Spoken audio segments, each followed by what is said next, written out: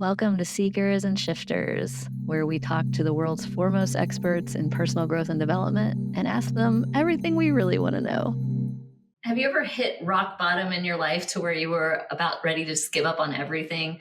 That's what happened to my friend Ronni Morgan. And just a year ago, she was at the point where she almost gave up on everything in her life. In the ensuing years, she has rebuilt her life from the ground up in an incredible way. And so I had to have her on the show to talk about it. It's so inspiring what she's been able to do. And I can't wait for you to hear her story and how she's done it. So please enjoy this episode featuring Ronni Morgan. I am here with my very close friend, Ronni Morgan.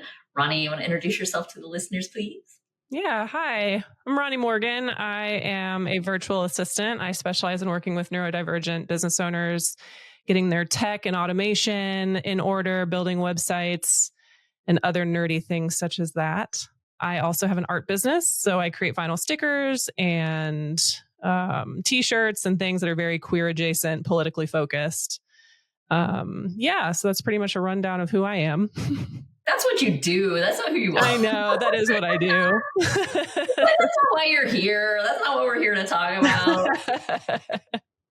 Why are you weird? And why are you here? And what do you want to talk about today? Why am I weird? I'm weird in so many ways. Big fan of I'm really into ketamine treatments and things for mental health. I struggle with various mental health disorders, and I've really turned to alternative medicine to help cope. And I think that is something that's still a little bit taboo. The doctor that I work with also is going to be starting to work with like mushrooms and things like that. And I'm so excited for when that gets to be legal enough for him to give me those treatments. So that's one way that I'm weird. I don't know. That's pretty good. Like that's mostly what I wanted to talk to you about, because so you and I have been friends for a long time, right? In fact, we've been working together in some form or fashion for a long time. And I think you've been working with me longer than anybody's ever worked with me. It's been something like 5 years that you and I have worked together in some way. And in that 5 years, I have watched you go through a lot of different life changes. And especially this past year, you have transformed your life completely. And it's been really interesting to watch. In fact, today on Facebook, you posted a memory and you were like, here's where I was a year ago. And a year ago, I was like down in the dumps. And I'll let you kind of paraphrase, but you were just like, I had just gone through this horrible breakup and like I was depressed. You tell it. What did you post today? I mean, it's wild, like going back and seeing that memory. And I'm really talking about going through the situation where I was, my business was tanking. I was not doing well emotionally or mentally. And so financially, I was struggling a ton. And my partner just said, I can't support you while you're going through this.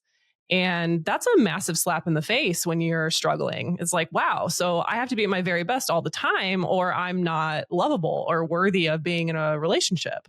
So I was really struggling with self-worth issues at that point, because who wouldn't be, I think is really, who wouldn't be thinking like, who am I? What am I doing? Why is nothing I'm doing working? Why do I feel stuck in this space? All these things that I thought I was making big moves to transform my life. And suddenly I'm just like, it really felt like I was hitting rock bottom at that point.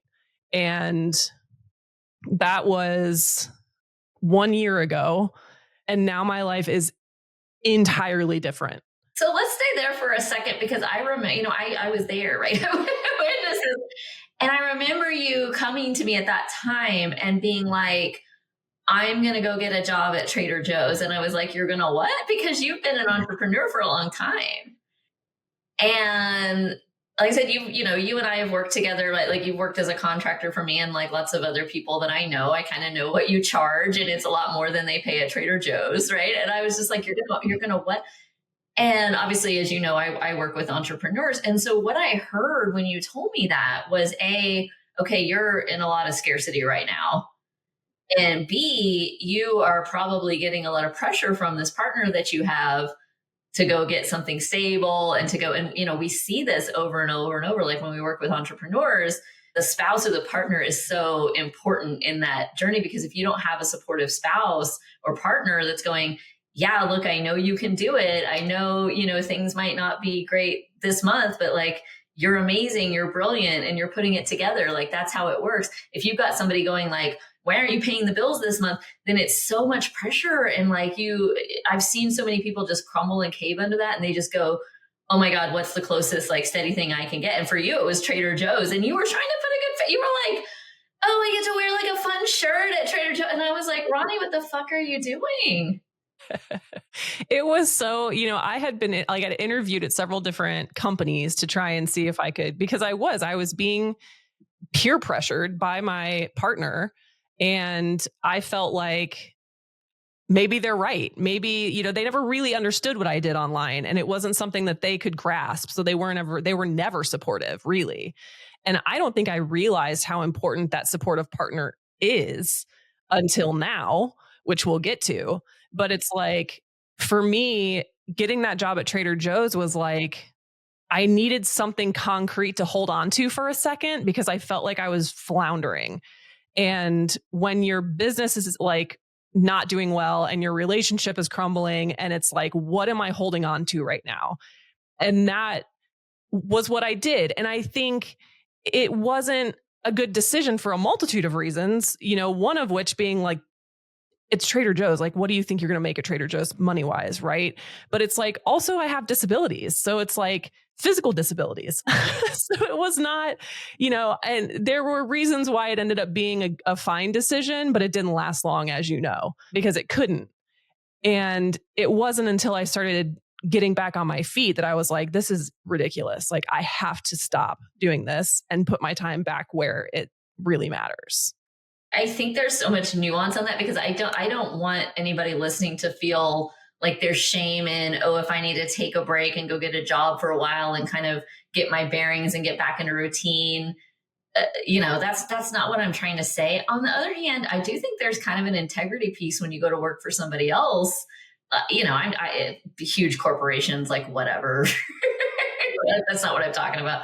But like, I do think you need to be mindful if you go to work for somebody else, especially if it's a small business, of, hey, is this somebody that I can commit to for a while and I want to work for a while, not just like, oh, I'm going to be here for 3 months or 6 months to get back on my feet. And then, fuck you guys, I'm out. I think there's a lot of nuance to that decision. And so I'm not saying, oh, it was all good or it was all bad. I'm just saying, for you, knowing you and in your situation, it was really surprising for me, especially because of your physical disabilities, which is one of the reasons that you had originally designed a life and a business for yourself where you were making money largely online, was so that you could work around your physical disabilities, right? 100%. 100%. And, again, having a partner that says they understand your physical disabilities and respect the fact that you have them, and at the same time makes you almost feel shamed for having them and having to create a business a certain way in order to live around them. And again, not offer that support, which a good partner would. So it was all, and, I've always struggled with gaslighting myself around my physical disabilities, that I, I'm like, I should be able to do something about this. I should be able to do A, B, or C, and all these things that are just not true, so it was a decision. It was where I was at that time. And I think in a lot of ways, it was really good for me in terms of community building. I still have great relationships with everybody I worked with there. And that was wonderful. I loved that aspect of it, but it was taking me so far away from my actual goals in life. Yeah. You got scared. Oh yeah. And there was something going on external to you. And I want to be clear here, because it's really easy to make this about somebody else and what somebody else was doing and how somebody else was pressuring you. But the reality is, and this, and that's why I'm highlighting it for everybody watching and listening, the reality is that was a reflection of you and how you felt about yourself at the time, because you were allowing yourself to be in that relationship with somebody who was going through whatever they were going through in their own journey, with their own traumas and their own dramas, that was projecting them onto you. And you were allowing that to steer your direction in life, instead of just saying, no, you're being ridiculous, fuck off. Right. We're breaking up, right? Oh, absolutely. I was internalizing all of it. Internalizing all of it was, that, because I could have, in a different, timeline, I could have said, fuck off, I'm doing this. And this is what I've been doing since before you ever came into my life. And this is what I'm going to continue to do. And instead I just started, like going back into my shell where I have fought so hard to be out of for in so many ways. So yeah, I completely agree. I think when it came down to it, it was me who was getting scared and being like, oh my gosh, like she's right. I need to get a stable job. I need to have stable income and that I need to do this, this, and this. And it was, now I look at it, I'm like, God, like it's somebody speaking to something that you believe already and amplifying it. And that's why it manifests in your experience, right? So there's this concept in personal growth of self-responsibility and self-empowerment that can be kind of controversial because people can take it this way of saying, oh, it means that everything's your fault. Well, no, it doesn't mean that everything's your fault, but it does mean that you can control a lot more than we give ourselves credit for, right? And this is an example of that because it can be easy to get into a place of, but this was happening and this was happening and this was happening and I'm disabled and this and that and the other, right? Instead of, and I was feeling this about myself and believing this about myself. And so I allowed myself to get into a situation that amplified that. And so can you talk about, because in the ensuing year now you've done, and I've watched you do all kinds of therapy, including the ketamine therapy. I saw you do some NLP breakthrough work. I think you're doing regular talk therapy as well. Is that right? And so talk to me about your journey from this kind of disempowered place that you were in into the amazing empowered place that I see you in now. And where was that big aha moment for you? I was doing and have continued to do so many different types of therapies. I would say, the ketamine, my initial ketamine treatments happened while I was still in that very disempowered place. And I continued with a different type of ketamine therapy that started after the breakup. And I was doing that when they first put me on it. I was doing it twice a week, every week for 4 weeks. And then it went to once a week. And so that's kind of been like, and I've been doing it once a week ever since then. I think that was like in January of this year. And then it was May that I went through my NLP breakthrough session. And I think the combination and talk therapy has happened that entire time. Like that's been nonstop since like 2018. It's hard to say when the like big aha moment happened because I think it kind of happened little by little. But I do remember after my breakthrough session starting to feel this lightness that I had not felt in a very long time and maybe not even ever. Like it was a very different type of freedom that I felt. And it's actually kind of funny because I went to see my neurologist about a week or two after my NLP breakthrough session.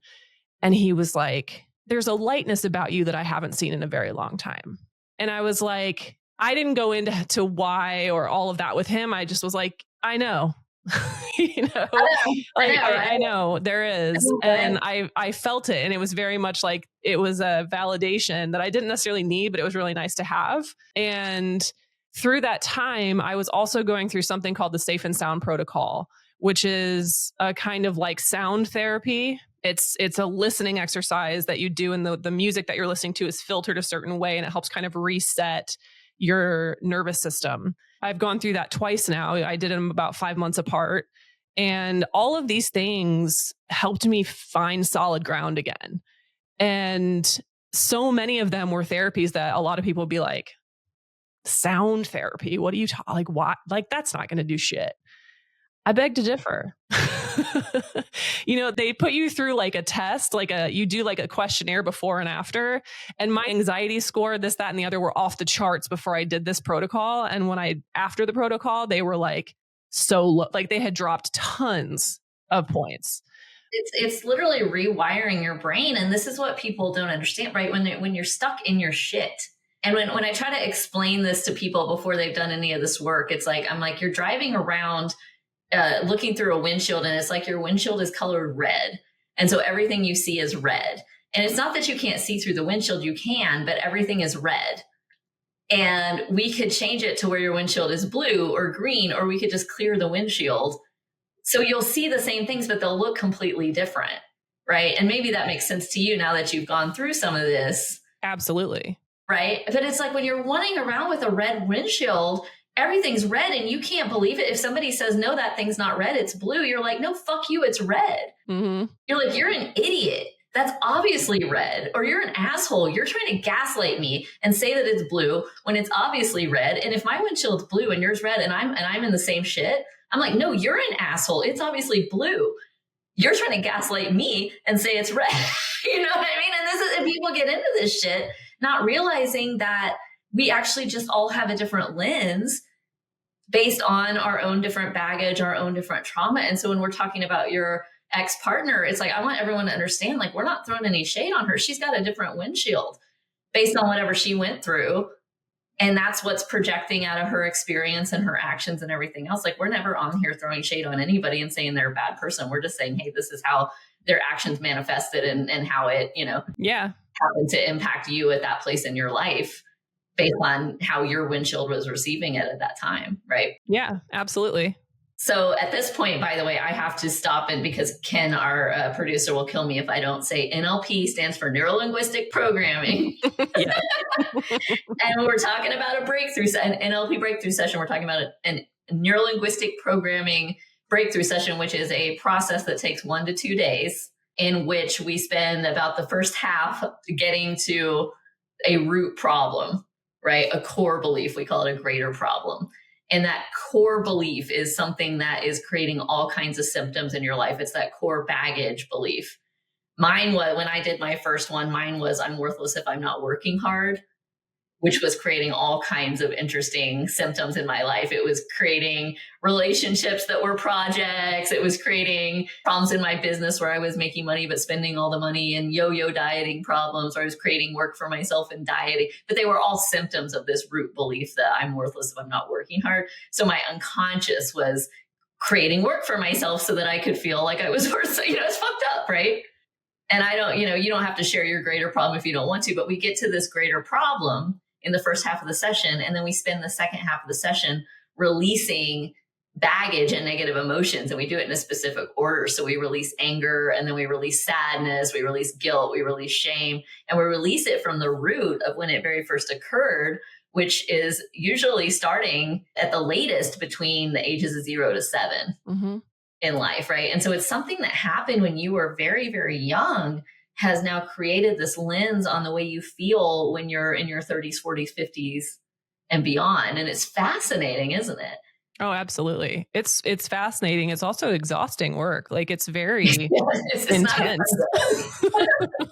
I tell people, because I'm obviously as a practitioner, and I just tell people, look, I'm not signing you up for the most fun day you've ever had. Like, you're going to feel amazing afterward. They're not super fun to do either. Like, I don't try real hard to sell them. Like, if people come to me and they're kind of uncertain about whether they want to do it, I'm just like, yeah, let me know if you really want to do it. Like, I'm not.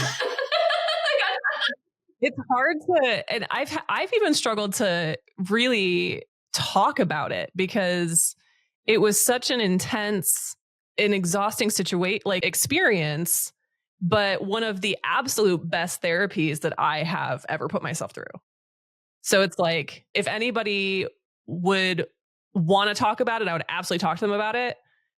But it's like, it's hard to go into deep detail because it's just such intense release work. And I think if you're not familiar with what release work is, that can feel very woo-woo, if I can use that phrase. This whole show is using that phrase. This is the woo-woo show. Yeah. I mean, but I'm like, it's a real Band-Aid rip of a day, right? Yeah, absolutely. And you need that. Like, my session was 2 days, and it needed to be 2 days. Like, it was we had a lot to dig into. And again, I've been in talk therapy since 2018. It's not like I haven't had breakthroughs and other things, and, have had times where I felt very empowered, but because I had not really dug into that subconscious and looked back as far as, to your point, to that 0 to 7 or however that age group, there was a lot I hadn't dug into that I needed to, and a lot that I hadn't released that was continuously coming back to haunt me. And that breakthrough session, just it's like a huge Band-Aid rip. It's interesting because I think talk therapy helps us make those connections consciously. Like, you go through talk therapy and you can be like, okay, so my dad moved out when I was in kindergarten, and that's why I have anxious attachment, and I get anxious whenever my partner leaves on a business trip or what, like, consciously I can see why I get anxious. And then when they leave on a business trip, I can say, okay, this is why I'm feeling anxious. Maybe I should go take a bath or, like you can, it doesn't stop you from feeling anxious. It just helps you kind of talk yourself through it. Whereas when you release it on the unconscious level, at the baggage level, you just don't feel that thing anymore. That is the key. Like, that is the good stuff. Like, when you just when it just doesn't come up anymore and you go through a situation where you're like, holy shit, like, I'm in a situation that would have in the past made me very anxious. And I'm just like cool as a cucumber right now. Doesn't even enter my mind to feel that way. Yeah. And it manifests in all these, here, a silly example. We were just talking right before we got on. So you do VA stuff for me, obviously. And right now we're working, Ronni helps me work on PowerPoints, and Ronni makes fun of me because I still use PowerPoint. And apparently I'm the only client Ronni has that still uses PowerPoint because I'm a dinosaur and everyone else uses Google Slides. Anyway, I'm using PowerPoint. I like my shit to be on brand and all the colors to match and whatever. And right now we're having some technical difficulties, and there's a pyramid graphic in one of the slides that is green and is supposed to be red, right? And we're trying to figure out how to make it red. We're locked out of something. And Ronni can tell you, right? Like, you're my witness. Ronni as my witness. Even 2 years ago, I would have been super fucking stressed out about this. I'd have been like, it has to match. It's off brand and people are going to be looking at it in 2 days. And right before we logged on, I was like, you know what? If it's fucking green, it's fucking green. Like, who fucking cares? Like, if the pyramid's the wrong color in the slide, no one cares. It is. You definitely have chilled out in those ways 100%. Like, that is one very obvious way for me to see it because of the way that we work together. Yeah. Yes. It is definitely different. Well, and it's like how it's baggage is it was never about the triangle, you know what I mean? It was we call it, if you're having a disproportionate or inappropriate reaction to something, then we know it's baggage. So I always use the example of if you're driving down the road and you see a dead squirrel and you start screaming and bawling, that's not about the squirrel. Now, if you find out one of your parents died and you start screaming and bawling, that's an appropriate reaction to finding out about the death of your parent. But if you see the squirrel and you have that reaction, then it's probably pulling on baggage about the death of a parent or something like that. It's not about the fucking squirrel, because that would be a inappropriate or disproportionate reaction to the squirrel. So this is a process of identifying, oh, that's baggage. That's not real. Mm-hmm. Right. And there's something underneath that needs to be released at the unconscious level so that I'm not crying every time I see a dead squirrel on the side of the road. Because that's not a really nice way to live, is it? No. And I think for me, it's so much about empowerment.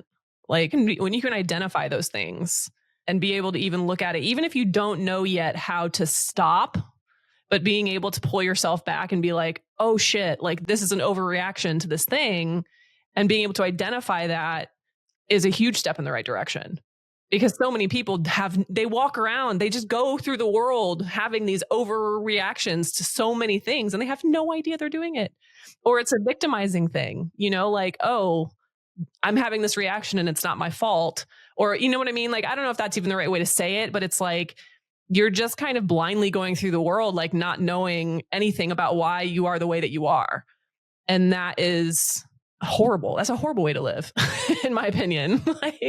Well, it's miserable. And I think the word victim is one of those triggery words, right? If we say, oh, you're being a victim, or you're putting yourself in the role of a victim, that can create a real defensive response in people. And, if we have enough of a trust and relationship, like you and I have a good enough relationship, that if I were to say to you, hey, Ronni, you're really putting yourself in the role of a victim in this, I hope you would be able to kind of hear me and stop. Oh, absolutely. Because you've done enough work that you could maybe hear that, but people have to be in the right place to hear that. I think the role of the victim is a very comforting place to be sometimes. Oh, it's not my fault. So I get to sit here and say, well, it's not my fault. There's nothing I can do about it. Right? Right. Are you familiar with the drama triangle? Vaguely. My bestie, Kylie Ryan, is doing all kinds of cool shit about the drama triangle right now. I'll have her back and we'll do a whole episode on it. But basically there's victim, aggressor or abuser, and rescuer. and you go like you cycle through these three roles in the drama triangle. And so at any time, if you're feeling upset in an interpersonal situation, you can stop and look at it and be like, which of these three roles am I playing right now? And it's inevitable. Like I do this with myself, and I'm like, oh, I'm actually putting myself in one of these places right now. Usually victim or rescuer. Hardly ever, because we're the heroes of our own stories. Hardly ever are we like putting ourselves in the role of the aggressor. If you're putting yourself in the role of victim, then you're putting someone else in the role of aggressor. Or what? Like, in the story that we're telling about your ex, we might be putting her in the role of aggressor and you in victim or whatever. Mm-hmm. And me in rescue. And then I told you, Ronni, to do a breakthrough. And so I'm putting myself in rescuer if I'm putting myself in your story. You know what I mean? Yeah. Yeah. And it's drama. And people will loop in this forever. Well, and that's I think you really have to step back and try hard not to put people in the villain role in your story. Totally. Because it's not productive. So when I talk about what happened, it's like, I don't mean to make her the villain. I just am saying what happened. And I think it's not like, that's the distinction, right there for me, that it's like, it's not about her being the villain in my story. It's about, this is just what happened. Mm-hmm. And yes, like you did these things because you have your trauma in this little glass box right here and you don't want to do anything about it. And so this is kind of what happens because of that. And this is how it impacted me in this part of my life. And this is how I allowed it to impact me because of my own bullshit that I was not dealing with, so it's just this whole like cacophony of things. It's just what happened, like. Yeah. And it was really an important thing to happen for you because it was a catalyst to a ton of personal growth and change. If you want to get real weird, and I do, Please. There's a theory that, we have soul agreements. And so before we come into these bodies on earth as souls, we have our soul besties and we make agreements and say, hey, will you come and do this thing to me, for me? Will you play this role in my life in this lifetime and be this aggressor role so that I can be this victim or whatever it is, so that I can learn this thing, so that you can learn this thing? And can we do this? Will you do this to me, for me? And so, I'm not saying that's true or not true, but I think it's an interesting thing to contemplate and to think about. Yeah, I like the soul agreements thing because, and it also, like, one of the things, I used to go see a numerologist a lot, just like way back in the day. And she was the first person to present the idea to me that you choose who your parents are. And I love that. It changed my perspective so much. And I sometimes have to remind myself of that when I get frustrated because, we all get frustrated with our parents, even as adults. And it's like, okay, I chose them. There are things that I'm supposed to be gaining from this. Okay. Right. Yeah. Like, okay. And it's like, and so I think that soul contract thing, it's like, you can do that with anybody that comes into your life. Mm-hmm. And I think that's a really important thing to do because it's like, what am I learning from this? How am I growing through this? How am I letting this level me up? And it takes it again away from that I'm a victim in this scenario. Like, no, okay, I can be mad and I can have my emotions and I can go through all the mourning and the grieving and all the things you have to go through as a human, because that's a very human experience, and still say, somewhere along the line, we made this soul agreement and this is the role you were meant to play in my life. And now I'm going to grow through this. That's right. Because that's the point. The point is growth. Even just bringing it back to earth for a second, we can constantly be in an empowered state of, I chose this and I'm choosing it. Thinking about your relationship then. At the time, it felt like, well, I'm in this relationship. This is happening to me. And so I have to X and I have to Y. But the reality is you were choosing to be in that relationship. And at a certain point, you realize, hey, I'm choosing to be in this relationship and I can choose to see my way out of it. Mm-hmm. And that's what you did, right? You got out of it. Essentially, I did. Yeah. And it was like, wait a second, I don't have to be here anymore if I don't want to. Yeah. And it took me time to get there because initially I didn't want that. I was like, no, we need to work through this. We need to save this. We need to figure this out. But she was not in that place. And you can't, that's not how it works. Both of you have to be in that place of wanting to work through things or it's never going to work. Right. And then I did reach a point where I was like, what am I doing? Like, this isn't it. this isn't how I want to spend my life. This isn't the person I want to spend my life with. Like, what am I doing? Like, get a hold of yourself, you know? And that was the moment of like massive growth in the right direction. I still had a long way to go. I was still going through the whole grieving process, but at least I had been like, okay, this door closed. Let's move forward. There's that moment where you can look at yourself in the mirror, you look in your own eyes in the mirror, and you just remember who the fuck you are, and you go, wait a second. Yes. This is who I am. I'm not letting myself go down this road. I'm not letting anyone else pull me in this direction or that direction, because I'm me and I know me and I've got me and I have a mission to fulfill, and I'm going to get back on that fucking track now. Yes. And that moment for me, it was like there was just this shift that happened in the midst of the grief and all of the bullshit that was like, I will never allow this to happen again. And I just knew. Like there was no room for question or for anybody to be like, you never know what might happen. I'm like, no, I do. Like I do know. Yeah. Explored that possibility, and now that door is closed. Yeah. The shift happened. And you cleared your windshield. Yeah. And you started to see some things more clearly. Yeah. And then you found yourself in a position of needing to put Humpty Dumpty back together again. And that's what's interesting, right? It's because you hit rock bottom and you make a series of choices from the place of I'll use the red windshield, right? From the place of everything looking red. And you go, okay, I'm going to be in this relationship, and I'm going to go work at Trader Joe's, and I'm going to, not work on my business. I'm going to work at, this hourly job, whatever. And so you make decisions that then the repercussions is that everything contracts. And then you clear the windshield, but now you're here as a result of all those decisions you made. And now you got to kind of start from scratch.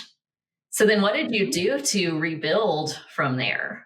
A series of extremely fortunate events. The universe came together to lift you up a little bit.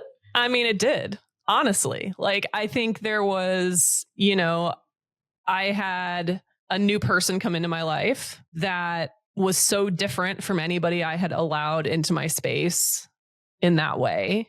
And I was very dead set on like, okay, I love that this is here, but I have to take this slowly and really figure out what I'm doing and be extremely... Okay, the lesbian version of slow. Yes.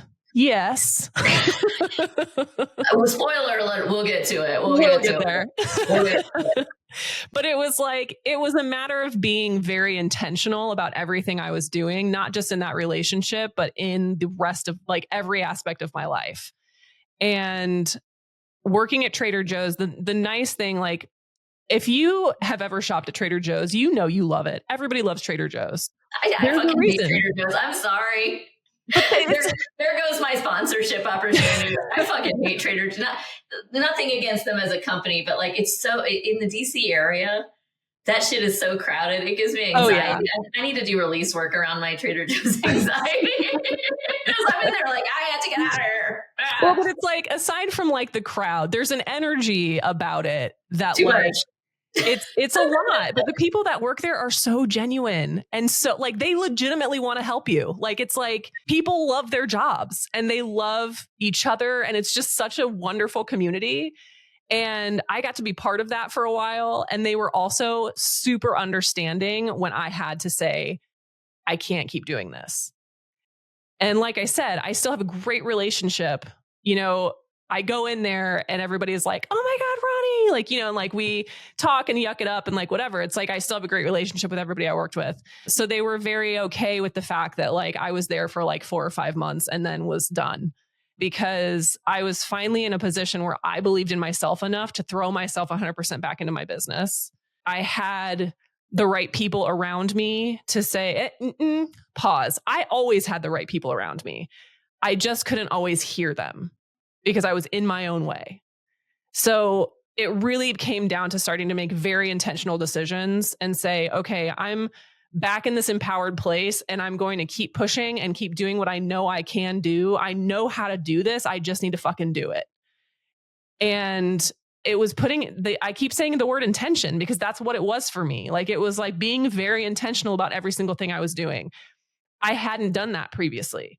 I was more in a reactive position, and you don't make empowered decisions when you're in reactivity. That's not how that works. That's right. And what I hear is this is the difference between I am allowing life to happen to me and I am happening to my life. Yes, absolutely. When I'm in the victim part of the triangle, life is happening to me. Mm-hmm. Right? When I'm in my main character energy, as the kids say, I'm happening to my life. Right? I'm not a victim of anything. And I think we're the people who get upset when you bring up victim. What they don't understand is we're not saying nothing bad ever happened to you. And we're not saying that there were no bad circumstances. And we're not saying that you weren't at any disadvantage ever relative to anybody else or anything like that. We're just saying that you always have choices. And no matter what circumstance you're in, there are always choices. They're not always ideal. Right. They're not always, there's always a choice. Yes.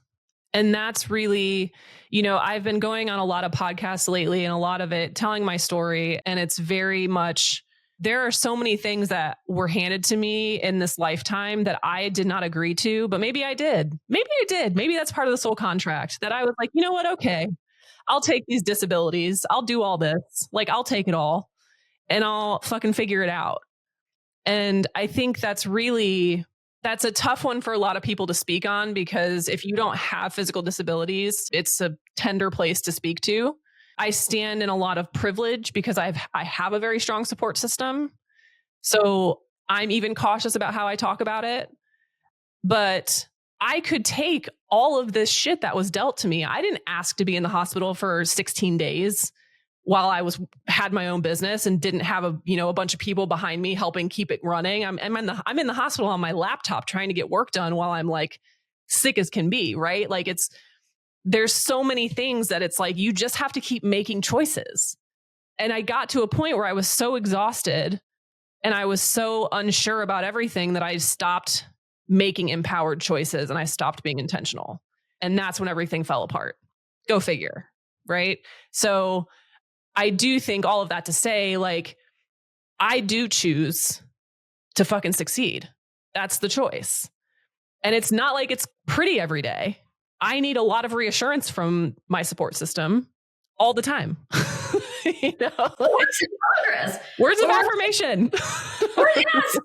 Ronnie's love language. Yeah. But I love this. And my version of it is I win every day. And that doesn't mean that I win in like a traditional way. It might, right? It might mean like a business win, like I signed a new contract or something, but it might mean I learned something, or it might mean like I got to the gym consistently, or it might mean like I took good care of myself or something. But like there's a win every day. And I'm in that mentality of I win every day. I'm in that mentality every day of I love my life. I love myself. I love being me. I'm playing this game that is my life. I am the main character of my life. I am directing my life. I'm directing myself in my life. And what do I want to do with it? What do I want to do today? Because it's going by fast. Oh, it is. Absolutely it is. And I think, I'm a writer. And I think for me, it's always been about like, if I was writing my story, what do I want to see happen next? And you don't always get to decide that. But what's the best part of books is when like something is just completely thrown into our main character's life and they have to fucking figure it out, right? Like that's what we're reading. That's why we read books. That's right. And we cheer for them because we know our heroine is smart. She is fierce. She is plucky. And she is going to be thrown into this crazy situation and she is going to figure out something amazing. Exactly. And that's like the exciting thing. And that's why, what did we say right before we got on here? It was like, everything's figure outable. Everything's figure outable. We led shout out to our friend Marie Forleo. And she's not really our friend, but I'm manifesting that she will be one day. We love you, Marie. She'll be our friend one day. Yeah, right. We'll be famous like Marie one day with art, and our podcast will be as big as hers, right? We have to close the loop for our friends because we promised them a big, spectacular ending. So then what happened, Ronni? What happened? You started putting your life back together, and where are you 1 year later? What happened? A year later from all of that, I have a business that is succeeding wildly and not only sustaining my life, but going beyond. And more than that, I have a wife and this beautiful life that we're building together.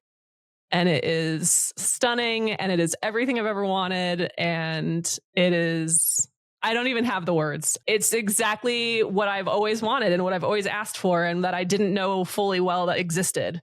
And spoiler alert, it does exist. It does exist, and it can happen to you. And for anybody listening, what exactly is the timeline on taking it slow in a lesbian relationship from the time that you met to the time that you got legally married, Ronni? Let's see. We met February 14th of this year. We got married November 16th. So that's what. Now, I will say we were supposed to get married May 31st officially, but we moved that date up because of the election results. This is a whole different podcast. It's a different podcast.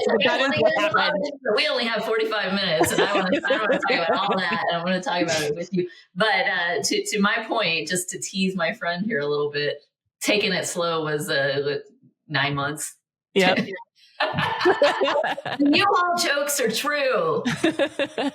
They're funny. And you know what? It can be totally worth it, but be careful. You have to know yourself. Know thyself, friends. Don't just leap in if you don't. That's right. Ronni did a lot of work to get to this place, and congratulations to you and your beautiful wife and your beautiful life. And I hope this is a book that you are putting together, because this would be an amazing book. I'm working on it. It's definitely in the early stages, but it is happening for sure. And I hope that next time you introduce yourself, it's I'm Ronni, and I am a writer and a creator and a survivor, and just a grower. That's the life story I'm really writing. Let's be real. That's right. Yeah. That's it. And I got main character energy, baby. That's right. Every day. Ronni, thank you so much for being on the show. I love you. And let's get back to work. Yeah. Yeah, let's do it. Thanks for joining us today, everybody. We'll see you next time.